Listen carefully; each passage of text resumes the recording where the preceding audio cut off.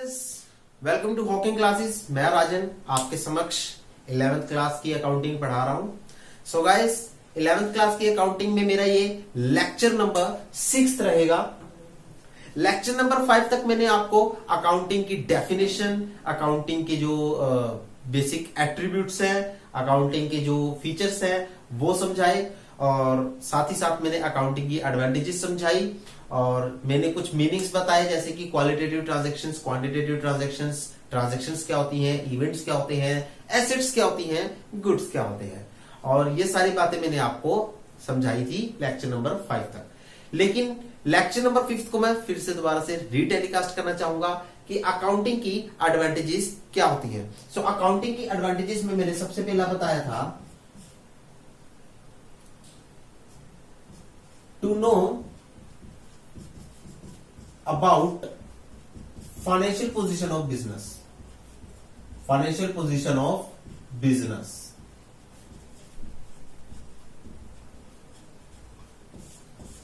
जैसे कि मैंने आपको लेक्चर नंबर 5 में कुछ बातें बताई थी, एडवांटेजेस बताया था, उन्हीं बातों के बारे में मैं फिर से रीटेलीकास्ट करूंगा। एडवांटेजेस के बारे में मैं फिर से रीटेलीकास्ट करके चलूंगा।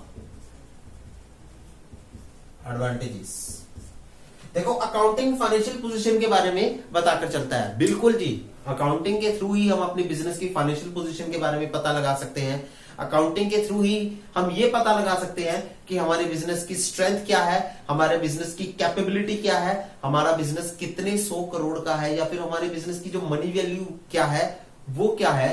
उन सब बातों के बारे में हम किससे पता लगा सकते हैं? अकाउंटिंग के थ्रू ही पता लगा सकते हैं। सेकंड मैंने बताया था assistance to the management. Assistance to the management, to the management. Assistance to the management में मैंने आपको बातें बताई थी कि जो अकाउंटिंग होता है वो अपने जो हमारे एम्प्लॉइज होते हैं, या फिर जो हमारे मैनेजर्स होते हैं, जो हमारे चीफ एग्जीक्यूटिव ऑफिसर्स होते हैं, उन्होंने अगर कोई डिसीजन लेना है, या उन्होंने बिजनेस का कोई प्लान क्रिएट करना है, या बिजनेस की कोई प्लानिंग करनी है, या किसी प्लान को एग्जीक्यूट करना है, वो किसके थ्रू करते हैं? बुक्स ऑफ अकाउंटिंग के थ्रू। क्यों? क्योंकि बुक्स ऑफ अकाउंटिंग के थ्रू ही वो पता लगा पाते हैं कि हमारे बिजनेस की पिछली प्रीवियस ईयर की क्या पोजीशन रही है, हमारे बिजनेस की जो प्रीवियस ईयर में क्या डाटा रहा है, कितना प्रॉफिट बिजनेस ने अर्न किया, कितना प्रॉफिट बिजनेस ने अर्न नहीं किया, और कितना लॉस बिजनेस को अराइज हुआ। उन सब बातों के बारे में वो अकाउंटिंग के थ्रू ही जान पाते हैं, और अकाउंटिंग के थ्रू ही वो जान पाते हैं, और अकाउंटिंग ही उन्हें असिस्ट करके चलता है, उन्हें गाइड करके चलता है, उन्हें असिस्ट करके चलता है, उन्हें गाइड करके चलता है कि उन्हें क्या डिसीजन लेना चाहिए, उन्हें क्या डिसीजन लेना चाहिए। मतलब अकाउंट ही उन्हें असिस्ट करके चलता है, उन्हें टीच करके चलता है कि उन्हें क्या डिसीजन लेना चाहिए, उन्हें बिजनेस के बारे में क्या डिसीजन लेना चाहिए, और बिजनेस की कौन कौन सी प्लानिंग्स को क्रिएट करना चाहिए, और उन प्लानिंग्स को एक्शनिंग में कन्वर्ट करना चाहिए। सो तीसरा आपके पास आता है एविडेंस इन कोर्ट। तीसरा आपके पास आता है evidence in court, that means to say proof in court. Proof in court, मैंने आपको थर्ड पॉइंट बताया था, प्रूफ इन कोर्ट। जैसे बिजनेस ने किसी को सामान सेल किया, लेकिन आपके पास क्या प्रूफ है कि आपने उस पर्सन को सामान सेल किया है? श्योर। सो अकाउंटिंग ही एक प्रूफ बनकर चलता है। और भी बहुत सारे इंसिडेंट्स होते हैं जो कोर्ट में क्रिएट किए जा सकते हैं, और जिन इंसिडेंट्स के बिहाफ पर अकाउंटिंग एक प्रूफ बनकर चलता है। सो फोर्थ पॉइंट आपके पास आता है, फोर्थ पॉइंट आपके पास आता है रिकॉर्डिंग। मैंने आपको फोर्थ पॉइंट बताया था रिकॉर्डिंग। रिकॉर्डिंग का मीनिंग दैट मीन्स टू से कि अकाउंटिंग में जो भी ट्रांजैक्शंस है, जो भी इवेंट्स है, सबसे पहले हम उन्हें आइडेंटिफाई करते हैं।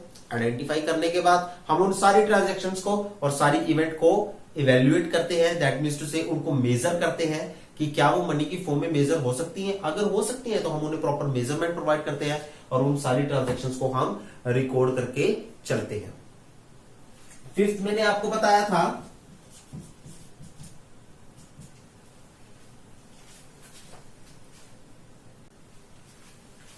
सो गाइस, फिफ्थ मैंने आपको बताया था रिप्लेसेस मेमोरी। पॉइंट आगे पीछे भी हो सकते हैं, that doesn't matter. Replaces memory या फिर replacement of memory. Sure guys, इसमें क्या होता है कि जो भी बिजनेस की ट्रांजैक्शन है, जो भी बिजनेस की जो लेन देन है, जो भी बिजनेस की एक्टिविटीज है, जो भी बिजनेस के इवेंट्स हैं, उन सारे ट्रांजैक्शंस को, उन सारे इवेंट्स को हम अपने माइंड में स्टेबल करके नहीं रख सकते, क्योंकि कभी ना कभी तो हम उन सारी ट्रांजैक्शंस को, सारे इवेंट्स को भूलेंगे ना। सो उन सारी ट्रांजैक्शंस को, सारे इवेंट्स को बजाय कि अपने माइंड में रखने के, हम अपने अकाउंट्स में रिकॉर्ड करते हैं, जिससे क्या करता है, अकाउंटिंग हेल्पफुल होता है ह्यूमन बीइंग के वर्क को रिड्यूस करने के लिए, regards to the memory, regards to the memory में, रिगार्ड्स टू कि हम अपने उन सारी ट्रांजैक्शंस को, सारी इवेंट को अपने मेमोरी में स्टेबल करके रखें, उन सारी बातों को लेकर वो ह्यूमन बीइंग का काम रिड्यूस करके चलता है। Sure guys. सो 6th पॉइंट आता है आपके पास क्लासिफिकेशन।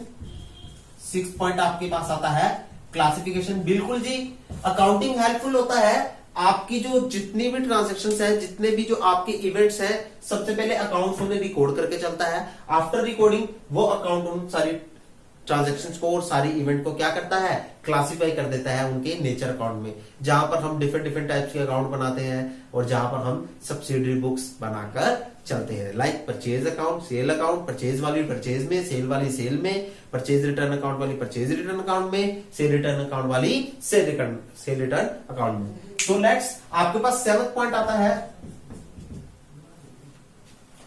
7th पॉइंट मैंने आपको करवाया था helpful in partnership accounting. Helpful in partnership accounting.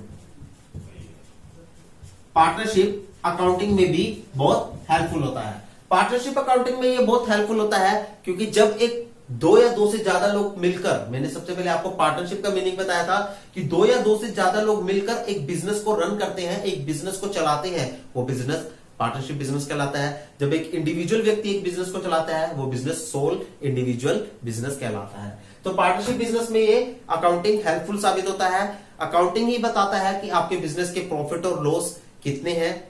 Sure, accounting के थ्रू वो ये पता लगा पाते हैं कि किस पार्टनर ने बिजनेस में कितना पैसा लगाया है। अकाउंटिंग के थ्रू ही पता लग पाता है कि पार्टनर की प्रॉफिटेबिलिटी रेशो क्या है, मतलब किस रेशो में पार्टनर अपने प्रॉफिट्स को बांटकर चलेंगे। सो 7th पॉइंट आपका होता है पार्टनरशिप अकाउंटिंग। और 8th पॉइंट मैंने आपको कराया था helpful in decision making of investor. Investors को, फॉर इन्वेस्टर्स, भाई इन्वेस्टर्स को डिसीजन मेकिंग प्रोसेस में हेल्पफुल करता है, मतलब इन्वेस्टर्स को गाइड करके चलता है कि उन्हें अपने इस बिजनेस में पैसा लगाना चाहिए या नहीं लगाना चाहिए। कैसे? इन्वेस्टर्स अकाउंटिंग के थ्रू ये पता लगा पाते हैं कि बिजनेस की क्या पोजीशन है, पिछले साल बिजनेस ने क्या प्रॉफिट क्या लॉस अर्न किए, इस साल बिजनेस क्या प्रॉफिट क्या लॉस अर्न कर रहा है, बिजनेस किन बातों को लेकर डील करता है, क्या क्या काम करता है, उन सारी बातों के बारे में अकाउंटिंग के थ्रू ही इन्वेस्टर्स को पता लग पाता है और इन्वेस्टर्स डिसाइड कर पाते हैं कि वो बिजनेस में पैसा इन्वेस्ट करे या ना करे। सो गाइस, ये तो हमारी कुछ पिछले लेक्चर्स की मैंने रीटेलीकास्ट की आपको। अब हम चलते हैं अपने अगले लेक्चर पर, जहां मैं करवाऊंगा आपको limitations of the accounting. So guys, आज मैं आपको करवाऊंगा limitations of accounting. Limitations of accounting में, limitations of accounting, limitation of accounting, limitations को हम क्या कह सकते हैं? लिमिटेशंस को हम डिसएडवांटेजेस भी कह सकते हैं, डिसएडवांटेजेस भी कह सकते हैं, डिसएडवांटेजेस ऑफ अकाउंटिंग भी कह सकते हैं।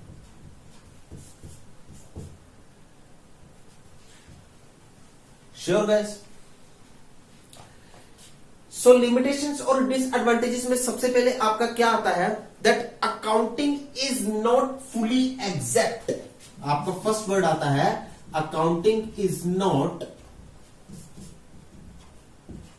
Fully exact, fully exact. इसका मीनिंग क्या होता है? Accounting is not fully exact, इसका मीनिंग क्या होता है? ये लिमिटेशंस कैसे बनी? देखो, अकाउंटिंग में बहुत सारी बातें, देखो अकाउंटिंग को प्रिपेयर करने वाले कौन होते हैं? Human being. श्योर। अब ह्यूमन बीइंग प्रिपेयर करता है तो ह्यूमन बीइंग की अपनी कुछ एजम्पशंस भी होंगी। श्योर, ह्यूमन बीइंग की अपनी कुछ एजम्पशंस भी होंगी जो कि रियलिटी से टच नहीं करती होंगी, जो कि रियल लाइफ से टच नहीं करती होंगी, या फिर जो कि मैं सिंपल सेंस में कहूं जो कि रियलिटी नहीं होंगी। वो सारी एजम्पशंस ह्यूमन बीइंग, वो सारी एजम्पशंस एक अकाउंटेंट यानी कि एक ह्यूमन बीइंग अपनी बुक्स ऑफ अकाउंट में रिकॉर्ड कर देता है, जिसकी वजह से अकाउंट नहीं होता। सो अकाउंटिंग फुली एग्जैक्ट क्यों नहीं होता? बिकॉज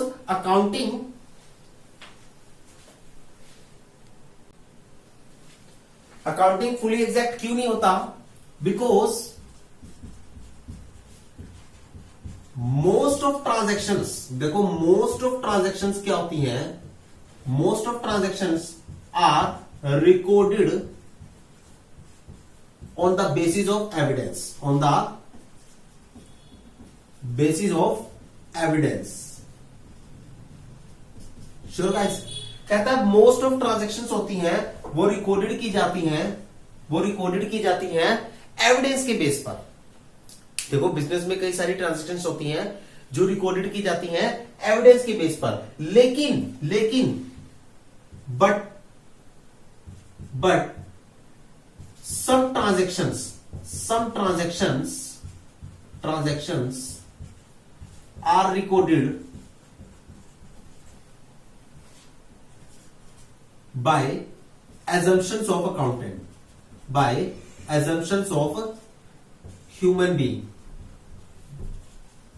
लेकिन कुछ ट्रांजैक्शंस होती हैं जो ह्यूमन बीइंग की एजम्पशंस के अकॉर्डिंग रिकॉर्ड की जाती हैं, यानी कि वो एविडेंस के अकॉर्डिंग रिकॉर्ड नहीं की जाती, वो एजम्पशंस के अकॉर्डिंग रिकॉर्ड की जाती है। श्योर, वो एविडेंस के अकॉर्डिंग रिकॉर्ड नहीं की जाती, वो एजम्पशंस के अकॉर्डिंग रिकॉर्ड की जाती है। कुछ ट्रांजैक्शंस ऐसी भी होती है जो एविडेंस के अकॉर्डिंग रिकॉर्ड नहीं की जाती, जो एजम्पशंस के अकॉर्डिंग रिकॉर्ड की जाती है। फॉर एग्जाम्पल, हम अपनी एसेट की वैल्यू फाइंड आउट करते हैं। फॉर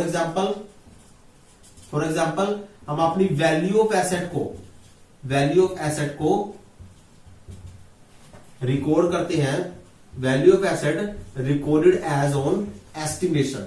हम अपनी वैल्यू ऑफ एसेट को एस्टिमेशन के अकॉर्डिंग रिकॉर्ड करके चलते हैं, यानी कि हमारी एसेट की क्या वैल्यू है या हमारी एसेट की कितनी लाइफ रह सकती है, हम उस लाइफ को या फिर उस एसेट की वैल्यू को, उस एसेट की रकम को, उस एसेट की प्राइस को हम अपने एस्टिमेशन के अकॉर्डिंग रिकॉर्ड करके चलते हैं। श्योर गाइस, उसकी प्रेजेंट वैल्यू को, उसके प्रेजेंट प्राइस को, उसकी प्रेजेंट रकम को हम अपनी एस्टिमेशन के अकॉर्डिंग रिकॉर्ड करके चलते हैं। So that's why accounting is not fully exact. Second आपके पास पॉइंट क्या आता है? Window dressing. सेकंड आपके पास पॉइंट आता है window dressing. Guys, window dressing का मीनिंग होता है झूठा दिखावा। विंडो ड्रेसिंग का मीनिंग होता है झूठा दिखावा। ये झूठा दिखावा क्या होता है? देखो, समटाइम जब एक अकाउंटेंट अपनी बुक्स ऑफ अकाउंट को मेंटेन करता है, समटाइम जब एक अकाउंटेंट अपनी बुक्स ऑफ अकाउंट को मेंटेन करता है, तो बुक्स ऑफ अकाउंट को मेंटेन करते समय वो कुछ बातें ऐसी लिख देता है बुक्स ऑफ अकाउंट में, या कुछ बातें, कुछ ट्रांजैक्शंस को, उन ट्रांजैक्शंस को रिकॉर्ड करता है अपनी बुक्स ऑफ अकाउंट में जो बिजनेस की वैल्यू को शो करती है, जो बिजनेस की वैल्यू को इंक्रीज करती है, जो बिजनेस की रेपुटेशंस को बढ़ाती है, जो बिजनेस की गुडविल वैल्यू को बढ़ाती है। श्योर, लेकिन वो बातें क्या होती हैं? फेक होती हैं, वो बातें ट्रूअल नहीं होती। लेकिन अकाउंटेंट उन बातों को रिकॉर्ड करता है बिकॉज उसे अपने बिजनेस की रेपुटेशन को इंक्रीज करके चलना होता है। In accounting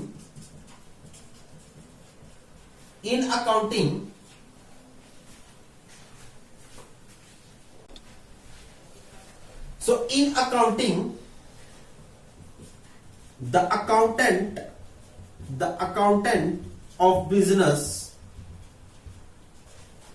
records those transactions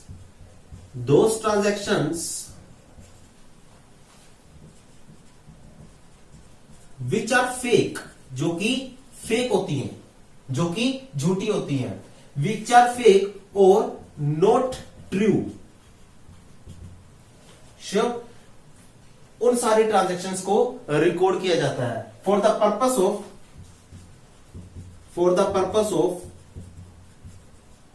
of increasing the reputation of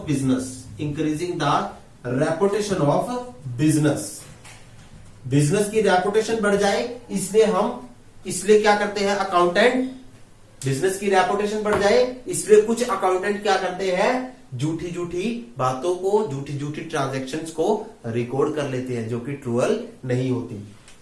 किस लिए रिकॉर्ड करते हैं, ताकि बिजनेस की रेपुटेशन बढ़ जाए। और उन ट्रांजैक्शंस को रिकॉर्ड करना क्या कहलाता है, विंडो ड्रेसिंग कहलाता है। तीसरा आपके पास आता है कोस्ट कॉन्सेप्ट। देखो अकाउंटिंग एक कोस्ट कॉन्सेप्ट है। अकाउंटिंग को रिकॉर्ड करने के लिए बहुत खर्चा होता है।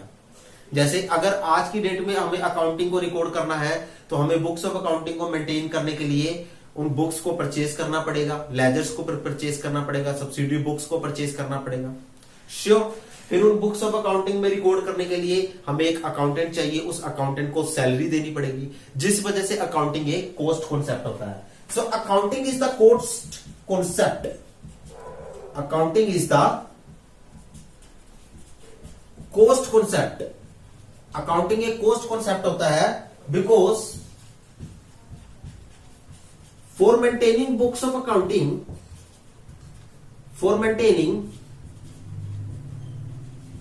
books of accounting,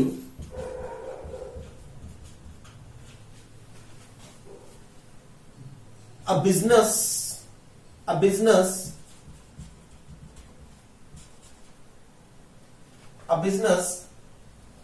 create so many expenses। Business को बहुत सारे एक्सपेंसेस को क्रिएट करना पड़ता है। लाइक एग्जाम्पल के लिए आप लिख सकते हो, example salary of accountant. Sure. Example में आप लिख सकते हो salary of accountant etcetera. Books को परचेज करना, salary of accountant etcetera. Sure guys. तो अकाउंटिंग एक कॉस्ट कंसेप्ट है क्योंकि अकाउंटिंग को मेंटेन करने के लिए हमें बहुत से खर्चे करने पड़ते हैं। सबसे पहले हमें बुक्स ऑफ अकाउंट को मेंटेन करने के लिए उन्हें परचेज करना पड़ता है, हमें लेजर्स को परचेज करना पड़ता है, हमें काफी सारी सब्सिडी बुक्स को परचेज करना पड़ता है। और फिर उन सारी बातों को, उन सारी बुक्स को परचेज करने के बाद हमें अकाउंटेंट हायर करना पड़ता है, जिसे हमें सैलरी देनी पड़ती है, और जिसकी वजह से अकाउंटिंग एक कॉस्ट कॉन्सेप्ट है। Time consuming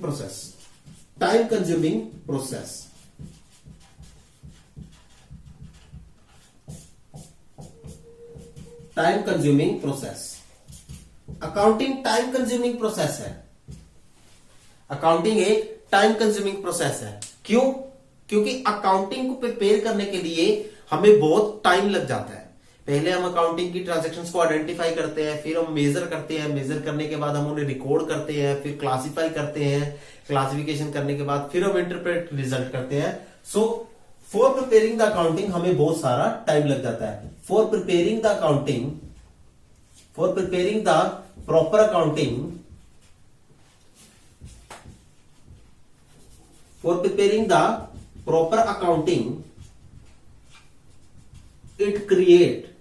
it involves huge time। so that's why accounting एक टाइम प्रोसेस है। लास्ट आपके पास आता है अकाउंटिंग क्या करता है, क्वालिटेटिव फीचर्स को इग्नोर करता है। यहां लिख दूं मैं,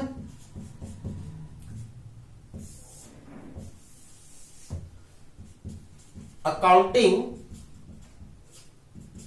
ignore the qualitative feature. Accounting ignore the qualitative features.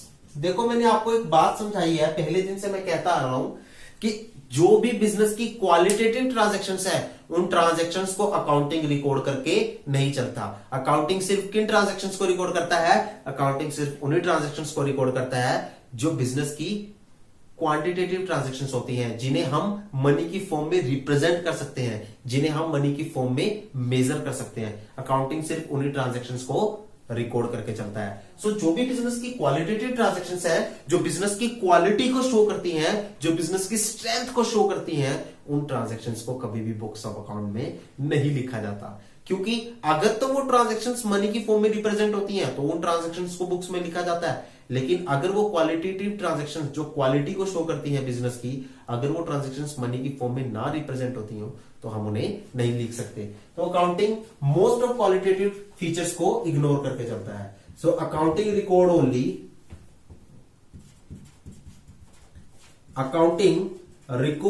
Only monetary transaction. Monetary transactions कौन सी होती हैं? जो मनी में रिप्रेजेंट की जा सके। सो अकाउंटिंग सिर्फ मॉनेटरी ट्रांजैक्शंस को रिकॉर्ड करता है। It ignore most of qualitative features of business, most of qualitative transaction which cannot be represent in form of money, जो मनी की फॉर्म में रिप्रेजेंट नहीं हो सकती, उन सारी ट्रांजैक्शंस को इग्नोर करके चलता है। Sure guys? सो ये थी कुछ लिमिटेशंस, 5 लिमिटेशंस जो आपको याद करनी है, जो आपकी क्वेश्चन के लिए आपके एग्जामिनेशन में क्वेश्चन आ सकता है। What do you mean by limitation of accounting, या फिर लिखा आ सकता है कि accounting is really very time consuming process, या एक्सेट्रा, कोई भी बात लिखी आ सकती है। तो जब वो आपसे लिमिटेशंस के बारे में पूछेगा तो उस समय आपको ये अकाउंटिंग की लिमिटेशंस को बताकर चलना है। सो आगे हम पढ़ेंगे role of accounting in the business.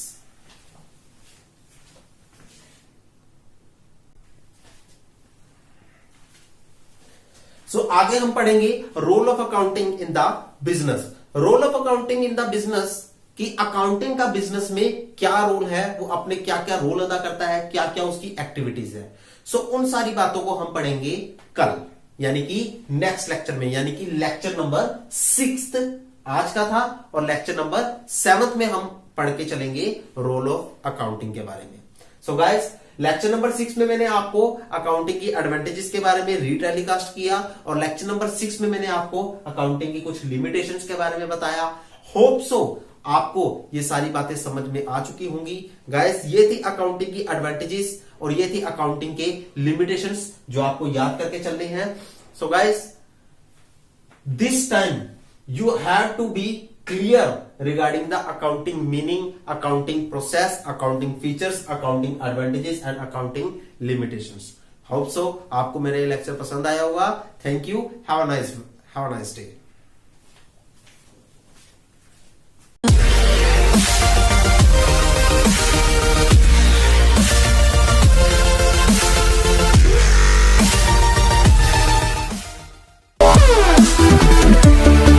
We'll be right back.